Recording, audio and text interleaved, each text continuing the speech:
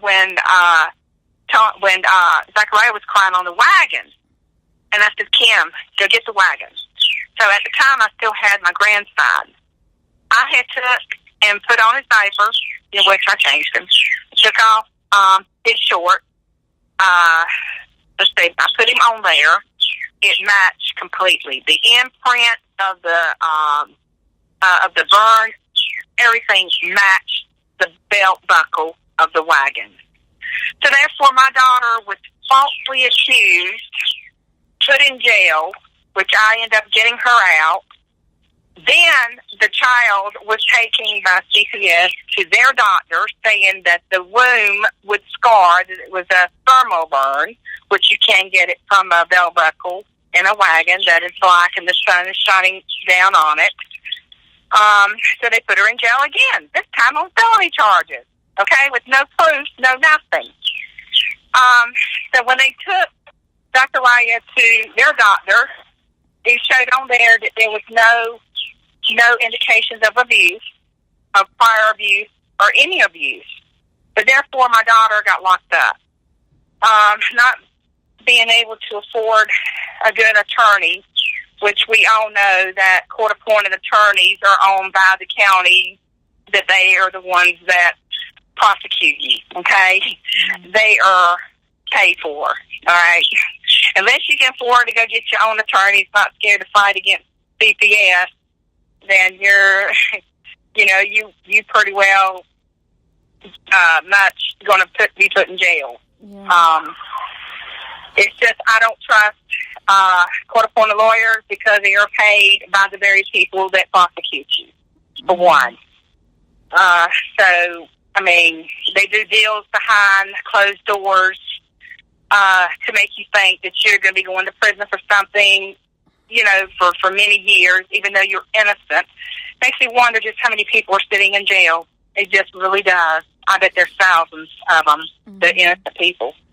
Yeah. But anyway, I tried to fight for my grandson, Malachi. And to this day, he's on my heart. And not a single day that goes by that my grandson is not on my heart. I tried to get my grandson. Since I have no criminal history, and I have adopted Nevaeh, and have no, not even a parking ticket, not even a speeding ticket in my life. They couldn't find anything on me.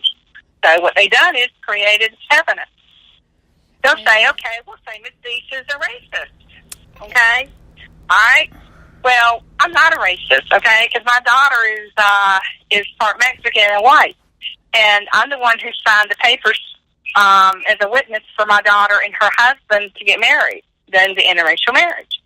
And I'm the one who paid for their little honeymoon and their put down a deposit on the place for them to live, and also got things for my grandson. So do you think that, once you presented the evidence to the court that the burn was just an accident, do you think that this whole racist issue came out, to kind of alienate you or alienate your grandson from you being considered for placement? Well, I know they threatened me in a lot of ways, like wanted me out of it because I was fighting so hard and I was exposing what they were doing, and they retaliated against me and got angry at me. So I want to mention here, I did try to assist Kimberly with getting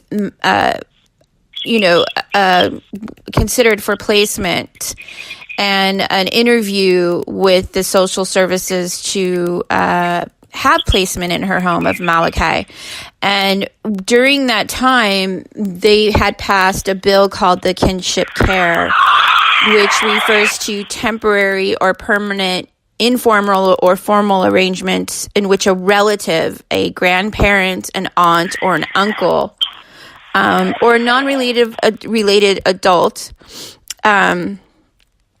also known as fictive kin, who has assumed full-time care of a child whose parents are unable to do so. So this is the Kinship Care Act, and you can look it up on southcarolinabar.org, and they completely, you submitted this to the courts, right? Yes, I did. And also, my daughter even told her attorney, I want my mom to get custody of Modified. Okay, it so happened that the judge ordered them to have a home study with me and an evaluation. Well, they ignored it completely. I didn't hear anything from them. I called and they told me I wasn't getting an evaluation. I was not getting a home study. But it was ordered by the court. But with her attorney being paid by the same people that are taking kids away, he did not pursue it any further, which I thought that was really... So once in placement, this is what chokes me up. This is what grabbed me. The photos that you sent me, because you were visiting your grandson regularly in foster care, and these photos of him are just devastating.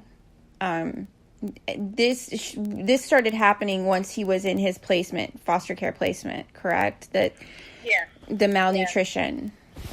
Oh, yeah. He was very healthy. I mean, he was a chubby little baby, and he was chubby on up till they took him. But when I kept telling them about why wouldn't they feed him, I mean that he was skinny and everything, they tried to come up with all kinds of excuses. But when the caseworker happened to go out of the room, I was able to swiftly take off his shirt and take pictures of him. And I didn't realize it was that bad until I took his shirt off. And the expression on my face should tell you a lot. Oh, you're quoted and you say that it was horrible, that it looked like a child from like a third world nation, it Right. made you want to cry. Right, like a child that you would see, like, feed the children, that are starving to death and their stomachs are huge. And, I mean, that's the first thing that popped in my mind, they're starving my grandson. Yeah. And, this story is not an isolated incident, folks. Very often children are starved in foster care, and food and other things they're deprived. But I want to know, okay, so we're kind of up to speed. Okay, I want to keep going with the story, but he also was suffering medical conditions because he was malnutritioned. Right. But, Amelia, what's really upset me the most of everything is the fact that I just adopted my very first granddaughter. I passed everything through the adoption, and yet they retaliated against me by not letting me get my grandson. I have passed the home test even on the adoption. So that right there shows you that there's some really criminal, disgusting things that's going on behind closed doors, and, I mean, it's terrible, and I feel for my grandson to this day. And why won't they just give up, let me have my grandson, thinking they could shut me up. They actually mentioned, didn't they actually say something to you, like, we'll let you keep your granddaughter if you stay quiet? Oh, yeah, they threatened me. They threatened me and told me they'll let me keep my granddaughter and this and that and the other if I shut up. Wow. And when I was in court trying to get him, I got a call. The judge wasn't very nice to me, told me I filed the wrong papers, which they intentionally did that. The clerk court gave me the wrong paperwork intentionally. Okay? And then I got fussed out by the judge, like I didn't know what I was doing. It was their responsibility to give me the paperwork that I needed. Mm-hmm. And I thought I was doing the right thing, not being able to have money for a lawyer. Wow. And then when I got home, I got a call from somebody telling me, I know who you are, this, that, and the other.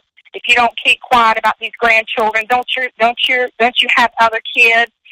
Don't you have other grandchildren? I mean, trying to shut me up.